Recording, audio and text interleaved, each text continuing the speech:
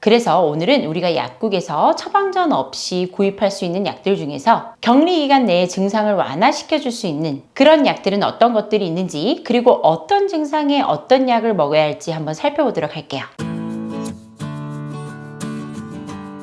안녕하세요, 내과전문의 닥터K입니다. 최근 오미크론으로 인한 확진자가 연일 높은 숫자로 갱신되면서 큰 이슈가 되고 있어요. 얼마 전인 2022년 2월 10일 이후 시작된 코로나19 정책으로 인해서 이제는 중증 고위험군으로 분류되지 않은 일반 관리군 재택 치료자에 대해서는 스스로 증상을 치료해야 하는 그런 상황까지 발생하고 있는데요. 집중 관리군 재택 치료자와는 다르게 일반 관리군에게는 아무런 의약품도 제공되지 않기 때문이에요. 기존과 방식이 달라져서 오미크론으로 인한 환자가 직접 약국에서 일반 의약품을 구매하고 복용해야 하는 상황이 일어나게 되었는데요.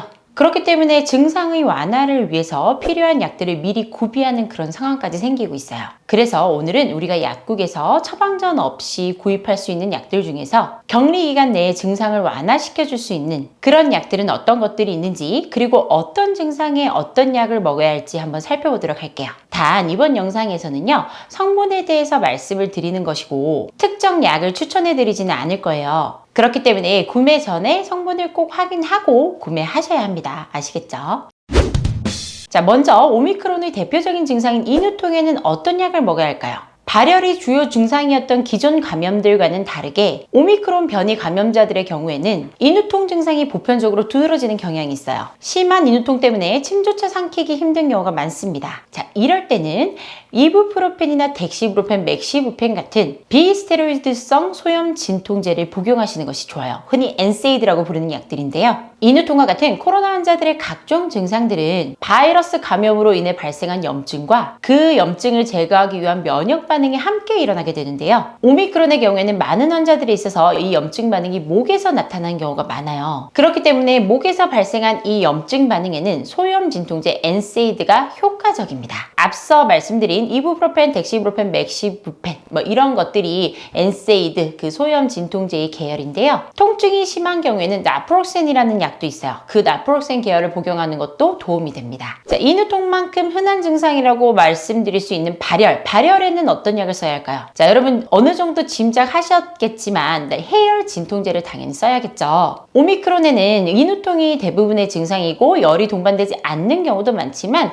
열이 동반되는 경우도 당연히 있습니다. 이렇게 발열 증상이 있을 때는 아세트아미노펜, 이부프로펜, 덱시부펜, 맥시부펜 이런 약들을 먹어볼 수 있어요. 이 중 앞서 말한 그 엔세이드 계열, 브루펜 계열은 앞서 말씀드린 인후통을 호전되게 하는 그런 약들과 동일하죠. 이 엔세이드가 비스테로이드성 소염 진통제이죠. 소염과 진통의 역할을 동시에 하기 때문에 염증도 가라앉혀주고 진통의 효과도 있으면서 열도 어느 정도 감소시키는, 발열을 감소시켜주는 효과도 있기 때문에 이렇게 동시에 복용해 볼 수 있는 거예요. 많은 분들께서 발열에 대해서 아스피린을 드시는 경우가 있지만 열을 내리는 목적으로 아스피린은 권장되진 않습니다. 왜냐하면 아스피린으로 해열의 효과를 보기 위해서는 아스피린을 거의 한 500mg 정도 복용을 해야 됩니다.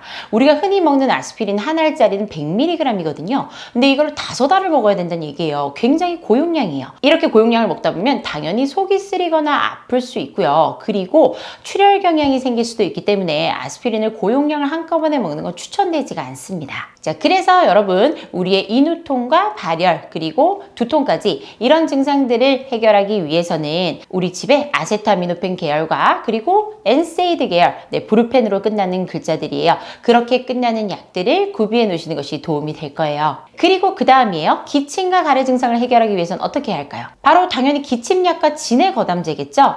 기침, 가래가 심해서 불편함이 느껴질 정도면 각각 기침약과 가래약을 둘 다 복용하셔도 좋아요. 각 약의 성분은 우측에 보이는 표와 같은데요. 일반적으로 우리가 기침약이나 가래약을 약국에서 사게 된다면 여기 들어있는 성분들이 좀 들어있는 경우가 많습니다. 그렇기 때문에 구매에 참고하시면 좋을 것 같고요. 이 두 가지 각각 성분들을 하나씩 해서 같이 드셔도 되고, 그리고 이 두 가지를 먹으면서 소염 진통제 아까 말씀드린 약들 브루펜 계열이나 타이레놀 계열을 이 두 가지와 함께 드셔도 됩니다. 그렇기 때문에 기침, 가래 증상이 있으면 요런 약을 한 가지 성분표를 보시고 이런 성분이 들어있는 약들을 사 드시면 도움이 될 거예요. 그리고 콧물이나 코막힘 증상이 있는 분들도 가끔 계세요. 그죠? 콧물이 계속 나서 불편하시다면요, 항히스타민제를 사서 드시면 됩니다. 보통 세트리진 계열의 약국에서 많이 파는데요. 항히스타민제 주세요 하면은 약국에서 콧물에 좋은 약으로 항히스타민제 세트리진 계열을 보통 팝니다. 우리가 흔히 아는 약들도 여러 가지가 있는데 그런 약들을 사 드시면 콧물 증상에 도움이 됩니다. 그리고 이 콧물 증상에 도움이 되는 약들을 이런 기침 가래약과 아까 말씀드린 소염 진통제 같이 한 알 이렇게 드셔도 됩니다. 아시겠죠?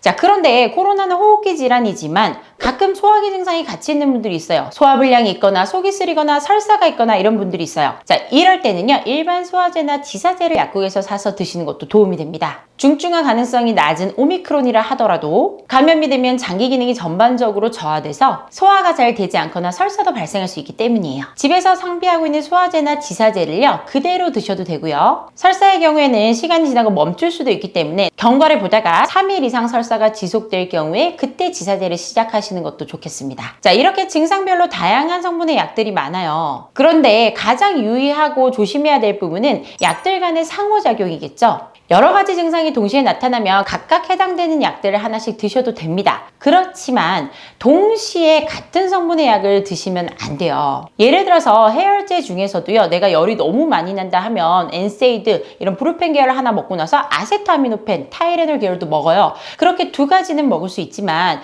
내가 열이 났을 때 브루펜을 먹고 나서 바로 나프록센 이렇게 드시는 건 또 안 된다는 얘기예요.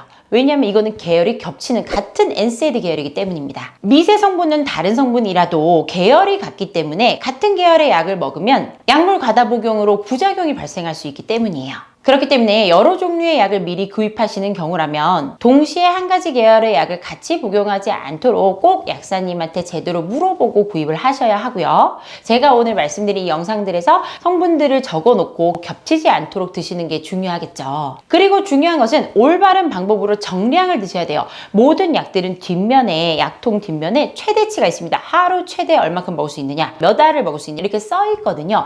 그 용량을 넘기시면 안 돼요. 자, 이렇게 상비약을 미리 사서 드시는 경우도 있지만 내가 증상이 조금 심하다라는 경우라면 요새 이제 비대면 진료도 하고 있잖아요. 물론 비대면 진료가 대면 진료만은 못하죠. 당연합니다. 전화로만 통해서 환자의 상태를 어떻게 우리가 자세히 알 수 있겠어요. 직접 보고 듣고 느껴도 우리가 이제 모자랄 판에 사실 이제 전화로만은 너무나 한계가 있어요. 그렇지만 코로나 때문에 어쩔 수 없이 비대면 진료가 일시적으로 허용되고 있으니까 너무 내가 증상이 심하다, 호흡기 증상이나 소화기 증상이 너무 심하다면 약국 상비약만 계속 먹을 것이 아니라 병원에 전화를 해서 비대면 진료를 요청해 보시는 방법도 있어요. 아시겠죠? 그리고 이렇게 상비약이든 비대면 진료든 할 때 꼭 잊으시면 안 될 게 있어요. 간 기능이나 콩팥 기능이 안 좋으신 분들인데요. 간 기능이나 콩팥 기능을 예전에 한번 검사했을 때 수치가 안 좋았다 이런 분들은 절대 함부로 약을 드시면 안 됩니다. 일반 의약품을 복용할 때도 용량 조절을 해야 되기 때문인데요. 이런 분들은 꼭 진료를 보시고 약을 타셔야 해요. 상비약을 마냥 드시면 안 됩니다. 아시겠죠?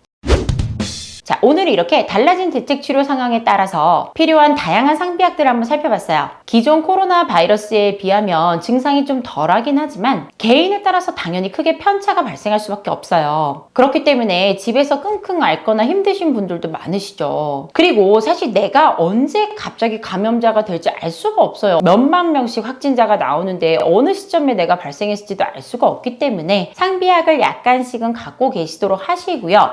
제가 오늘 말씀드린 이 영상을 참조해서 너무 다량을 사지 마시고 같은 계열을 사시면 안 되고 한 계열씩 조금씩 약을 상비해 두시면 좋을 것 같고요. 증상이 심해지기 시작하면 그냥 비대면 진료라도 보셔야 하고 그게 아니라 증상이 점점 더 악화된다면 당연히 입원 치료까지 생각을 해야겠죠. 자, 나날이 코로나 때문에 상황이 심각해지고 정말 많은 사람들이 감염되고 있는데요. 항상 방역에 유의하시고요. 오늘도 건강한 하루가 되시길 바랄게요. 자, 오늘은 이렇게 오미크론에 대처하는 집에서 갖춰야 할 상비약 성분들과 주의해야 될 점에 대해서 알아봤어요. 오늘 들으신 내용이 마음에 드시면 구독과 좋아요, 알림 설정 부탁드릴게요. 감사합니다. 내과전문의 닥터 K였습니다.